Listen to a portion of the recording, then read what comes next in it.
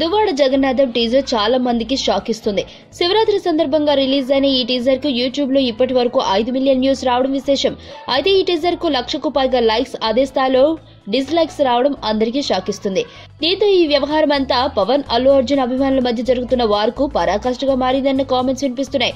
ఈ డిస్లైక్స్ వ్యవహారం వెనుక పవన్ ఫ్యాన్స్ హస్తం ఉందన్న అనుమానాలు ఇప్పటికే చాలా మంది వ్యక్తం చేస్తున్నారు. పవన్ కు గబ్బర్ సింగ్ లాంటి బ్లాక్ బస్టర్ హిట్ అందించిన దర్శకుడు హరీష్ శంకర్ తీసిన సినిమా అని కూడా లెక్క చేయకుండా పవన్ అభిమానులు టార్గెట్ చేయడం సంచలనంగా మారింది. ఇలాంటి పరిస్థితులలో హరీష్ శంకర్ చేసిన లేటెస్ట్ ట్వీట్ ఇప్పుడు సంచలనంగా మారింది. నిప్పులు చిమ్ముకుంటూ నింగినే ఎగిరిపోతే నిబిడాశ్చర్యంలో వీరు నెత్తురు కక్కుకుంటూ నేలకునే రాలిపోతే నిర్దాక్షణ్యంగా వీరే యద్భావం తత్ భవతి అంటూ హరీష్ శంకర్ తన కోపాన్ని దువ్వాడ జగన్నాథం టీజర్ ను ఇష్టపడుతున్న వ్యక్తులను టార్గెట్ చేస్తూ ట్వీట్ చేశాడు. మరి హరీష్ శంకర్ చేసిన ఈ ట్వీట్ పై అల్లు అర్జున్ ని వ్యతిరేకిస్తున్న వర్గం ఎలా స్పందిస్తుందో చూడాలి.